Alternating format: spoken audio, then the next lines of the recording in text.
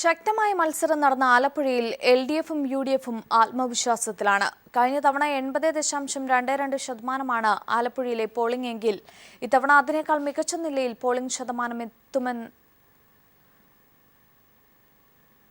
ശതമാനം എത്തിയ ഒടുവിൽ ലഭിക്കുന്ന റിപ്പോർട്ട് അനുസരിച്ച് 80%-ത്തിൽ താഴെയാണ് ആലപ്പുഴയിലെ പോളിംഗ് എന്നാണ് റിപ്പോർട്ട്. ഇത്തവണയും ജില്ലയിൽ വോട്ടിംഗ് സമയം കഴിഞ്ഞും വോട്ടർമാരുടെ നീണ്ട നിര ബൂത്തുകളിൽ ദൃശ്യമായിരുന്നു. ഏറ്റവും ഒടുവിൽ ലഭിച്ച കണക്കുകൾ പ്രകാരം ഗ്രാമപഞ്ചായത്തുകളിൽ 78%, നഗരസഭയിൽ 76% വോട്ടുകൾ രേഖപ്പെടുത്തി.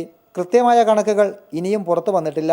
തീരദേശം ഉൾപ്പെടെയുള്ള പോളിംഗ് സ്റ്റേഷനുകളിൽ 11 മണിയോടെ തന്നെ 42%-ലധികം വോട്ടുകൾ രേഖപ്പെടുത്തി. രാവിലെ മുതൽ പെയ്ത ചാറ്റൽ മഴ വോട്ടെടുപ്പിൻ്റെ ആദ്യഘട്ടത്തിൽ പോളിംഗ് ശതമാനത്തിൽ കുറവ് വരുത്തിയെങ്കിലും ഉച്ചയോടെ ഇത് മാറി.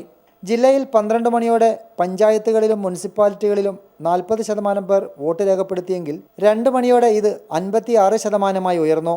ജില്ലയിലെ ചില വാർഡുകളിൽ 12 മണിയോടെ 75% വോട്ടുകൾ വരെ രേഖപ്പെടുത്തി. കഴിഞ്ഞ തിരഞ്ഞെടുപ്പിൽ 80.22% ആലപ്പുഴ ജില്ലയിലെ പോളിംഗ് ശതമാനം.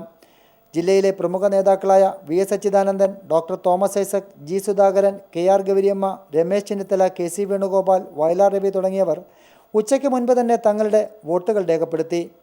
Shah Jahan, news bureau, Alappuzha.